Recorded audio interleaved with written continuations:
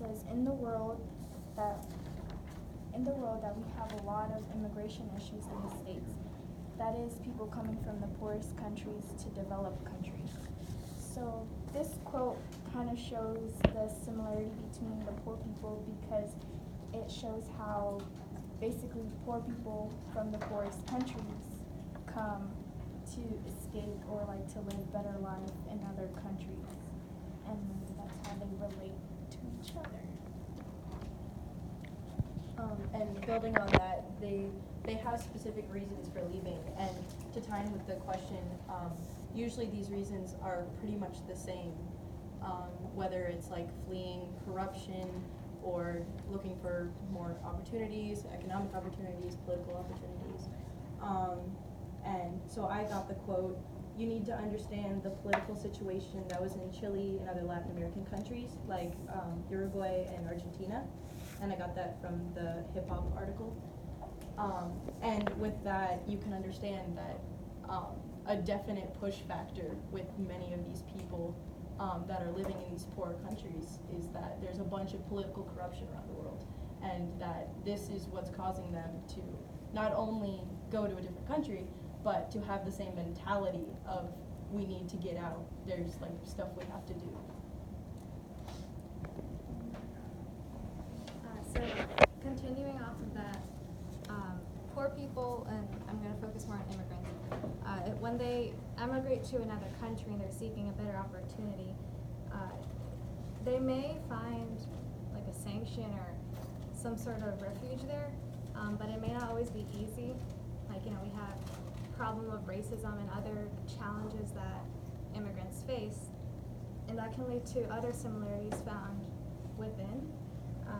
For example, like I'm using JayZ's the article with JayZ, and he was talking about how people who are addicted, or poor people who are addicted, have very little self-respect, and they don't care, they don't know how much destruction they're doing to their very own community, and they see it crumbling before their eyes, but what can they do?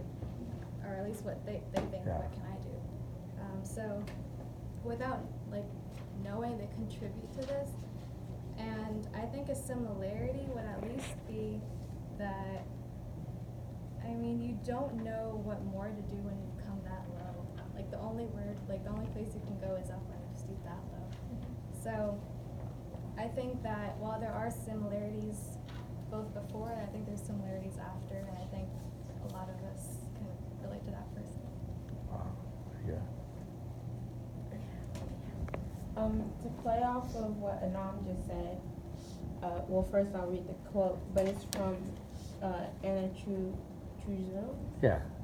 Interview, and it's I mean, all the music that I listen to also comes from here. It's about the response to that.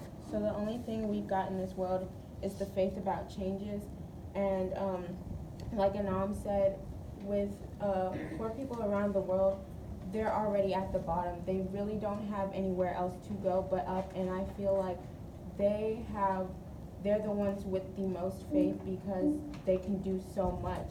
They have the most wiggle room, per se. So they, you see a lot of dreams and ambitions around the world with poor people, just because they don't have anything necessarily tying them down mentally and physically, even though their environment might seem that way. In here, that's not the case. They could do whatever, whenever, as long as they have that faith and passion. Okay, so one of the similarities I think they have is like, I feel like only people who have been in that situation can relate to it. Like I feel like people who are like of higher class can't really explain it like truly because they haven't been there. And also like they said that they are the people with most faith. It's funny to me because like people who are of higher class, they don't really know, not all of them, but some of them don't really know how to appreciate the little things. And people who don't have everything, like you see them sometimes they're the happiest or like with the small stuff that they have. Like I see a lot of like TV shows when people go and help out the poor people, and you see, like, it's not that much. It's stuff that we have, like, on a daily basis, but to them, it's, like, so, like, different. Like, they just learn how to appreciate life better, I think. They just try to look on the positive side, even though they're going through something so difficult. Like, we don't know what everyone's dealing with. I feel like only they can make that connection with themselves and people in their community. Like, it's pretty hard for us to, like, explain their daily life because they don't really know.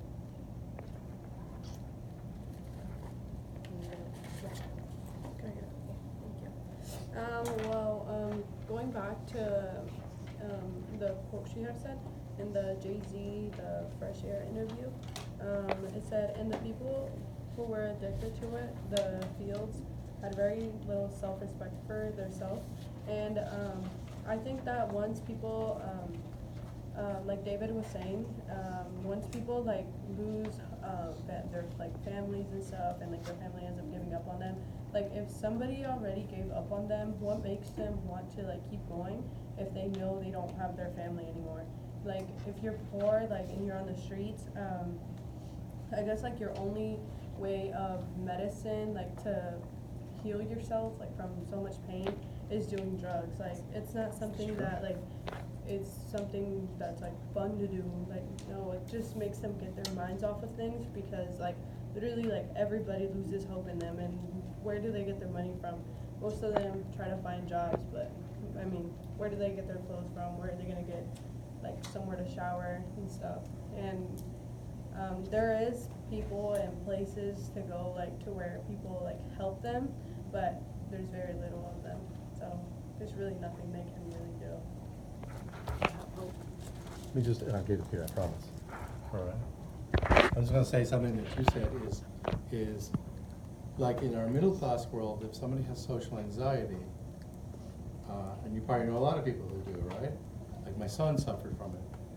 And in our middle class world, I could go to the doctors, set him up, and yeah, he sees somebody and when he has to, he gets medication for it. All right. So what do you do if you don't have the health insurance? What do you do if you live in a community? You know, is what you were just saying. They self-medicate, right? And so that's a you know, that's a way to, that's what happens. You know? Right, so I think that there's, like what Jackie was saying, I think that there's two types of poor people around the world. Like what she was saying, the fiends, the ones that just seek their happiness or try to escape their reality into doing drugs to forget about what they've been through.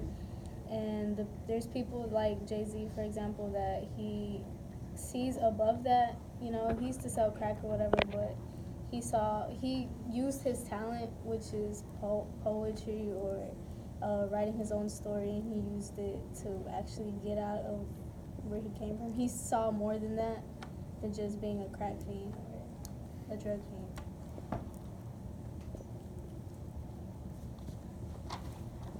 Okay, so I also believe that there's two kinds of poor people, like I said.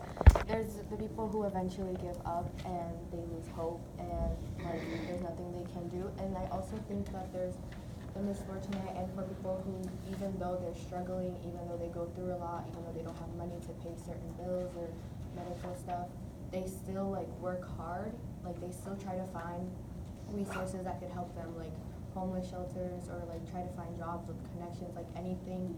Like I feel like there's people who lose hope and eventually just give in, and there's people that, like, for example, like how are like parents supposed to like give up when they have like a family, you know, to like provide for? So I feel like it really depends on your situation, and I feel like there's always something that like you can do to help yourself or to help people around you. But I feel like at some point like people just like they do give up, but there's always like an option. There's always something, even if it's something like really small, even if it's like, oh, like borrowing money or spending the night at a homeless shelter or anything like that. But some people just rather give up than try. So like, if you're homeless and like you're sick, like you really have nowhere to go, because like if you go to a hospital, after a hospital comes a hospital bill, and how do you pay that hospital bill? You just end up going into debt. And the problem with immigrants is that like I've noticed in a lot of people that that Hispanics themselves go out to find jobs, and with them not having papers, affects them even more, like more than it would be for like a citizen who does have papers but who is homeless. They tend to sometimes, most, not all, tend to take advantage of that opportunity and like just let go of it. And but Hispanics, they try to find jobs, but, you know, it's really hard for them to get a job, and like the typical Mexican thing is, oh, construction. They go to construction, but like there's a lot of like ICE going around and stuff, and like they come here to seek a better future, to you know, like just to have like a better life for them and their family, because over there in Mexico they do have it hard. Their paying jobs are not as much as here. Even if it's to work at like for women, even if it's to work at house cleaning or doing something like that, like they want the jobs, but it's just hard for them to like be able to have the job. So, on that note, Kathy said about how immigrants try to look for jobs, but because of the immigration. So my mom, she had a problem with that and whatever, and so now she has probation because of it. But every time we go to probation, we always find a lot of Hispanics who like have had the same situation, and like there was this one lady who has a daughter, and she was 2, and so she was working at, I forgot where she was working, I think it was Wendy's or something, and ICE came up out of nowhere, and so they had detained her and stuff, but because of her baby was staying with this neighbor. She couldn't see her baby for 2 months while she was detained and stuff, and she said that it was like the hardest thing she had to do, and so they sent her back, but she came back and was caught, and now she's fighting for her case and stuff, and she's fighting to get her baby back. But like it's really hard for, you know, people who try to provide for their kids when they have to like be on the lookout every single day just to go to work to provide for their kids. It's not like they're doing something, but there are people who are trying to, you know, overcome everything because of where they came from. It's not anything better. They think that over here, you know, it's gonna be like gold, you know, like everybody's gonna treat you the same. You're gonna have the same opportunities as everybody, but in reality, it's not like that. So it's, yeah.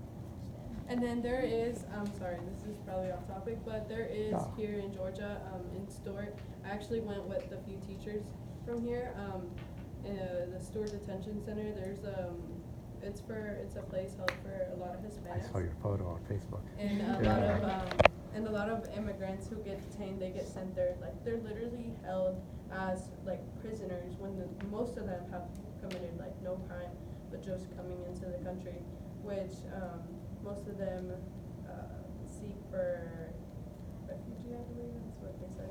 And I actually, Miss Mosley actually met with someone who was on his way, no, Miss Magana met with somebody who was on their way to work, and he was on his way to work, and he had promised his boss he would go in, and he was on his way to work. He never drove, but that one day that he drove, he got pulled over and got arrested for driving without a license, and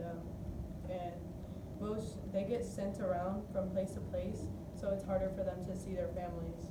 Like I met with someone who was who was in Miami, who went from Miami to Texas to Georgia, and they literally lose hope. They have thoughts of suicide and stuff.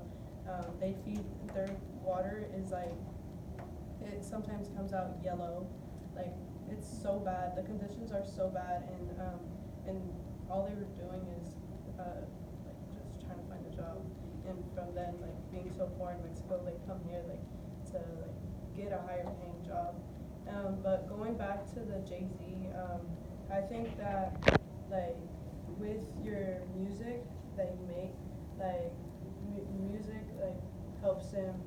Going back to the whole hip hop thing, music helps people like meditate and stuff. A lot of poor people, they start using instruments, like, you know, like there's usually instruments and stuff on the streets, and they like